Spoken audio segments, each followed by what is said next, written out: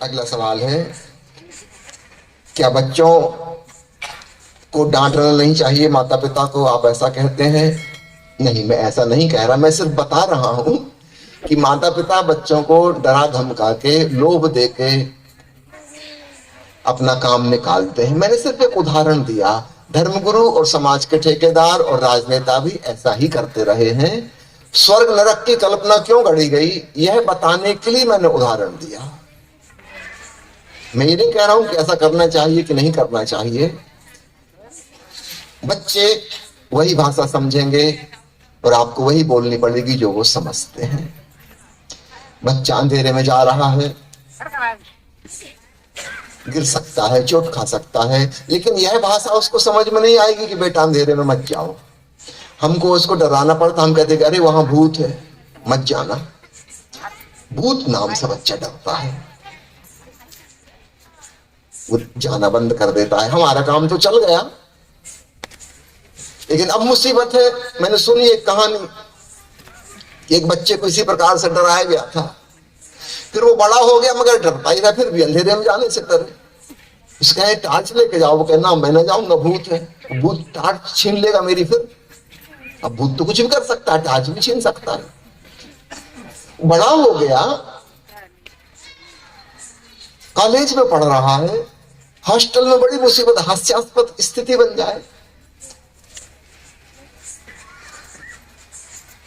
फिर उसके माता पिता ने किसी साधु से पूछा कि अब इसके लिए क्या करें। उसने कहा कोई बात नहीं, हम आते हैं, उसको समझाएं। आया भगवान के बारे में, भगवान बड़े दयालु हैं, करुणावान और सर्वत्र देखते हैं और रक्षा करते हैं अपने भक्तों की। तुम भगवान की भक्ति किया करो, ये मंत्र लो, ओम नमो शिवाय, ओम नमः शिवाय जप पे करे, ये ताबीज बांध लो, भगवान शिव तुम्हारी रक्षा करेंगे, बिल्कुल चिंता की जरूरत नहीं, भूत पिशाच कोई निकट नहीं आएंगे। उसने कहा ये ठीक। भूत का डर तो खत्म हो गया, वो अंधेरे में भी जाने लगा ओम नमो शिवाय पढ़ते हुए।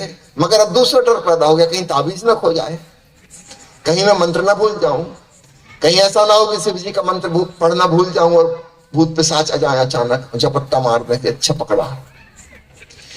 अब वो ताबीज के खो जाने से डरने लगा, उतना ही डर जितना डर भूत से लगता था, कोई फर्क नहीं पड़ा उसमें।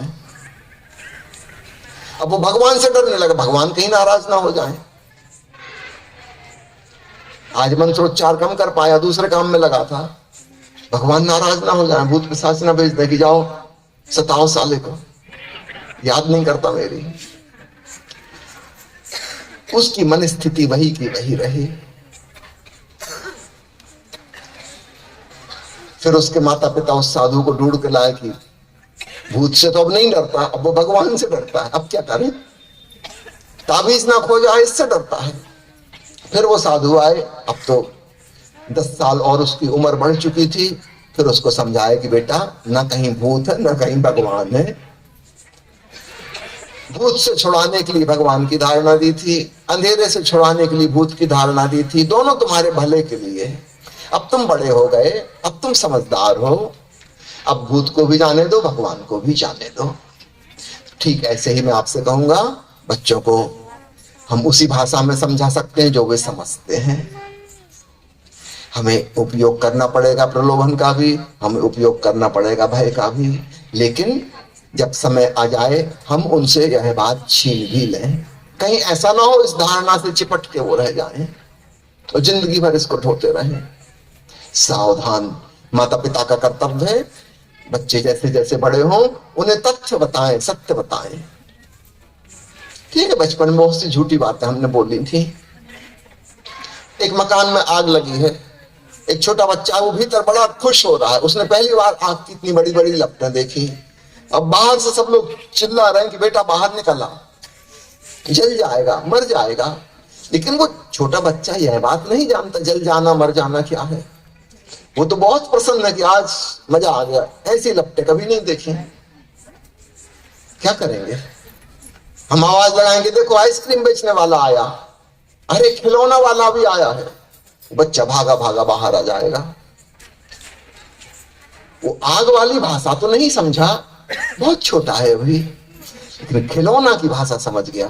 आइसक्रीम में उसे रस है, आइसक्रीम के नाम से हमने बाहर बुला लिया। अब हम उसे समझा बुझा लेंगे भाई अभी नहीं है आइसक्रीम वाला, हमने अपना काम तो करवा लिया, ठीक है खिलौना कल ले देंगे, आज नहीं है।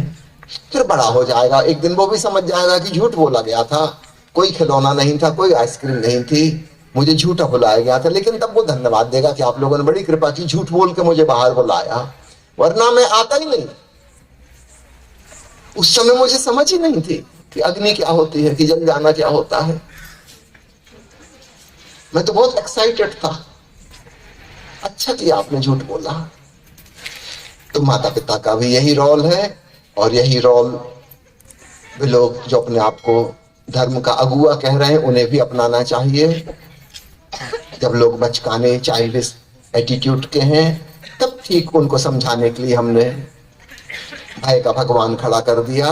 लेकिन फिर जब वे बड़े हो गए, समझदार हो गए, तब कृपा करके उसको छीन भी लें, उनको बता दें कि यह भी झूठ है, असली परमात्मा तुम्हारे भीतर मौजूद है। हर इंसान में भगवान छुपा हुआ है, उसे जानो, उसे पहचानो। ध्यान उसकी विधि है।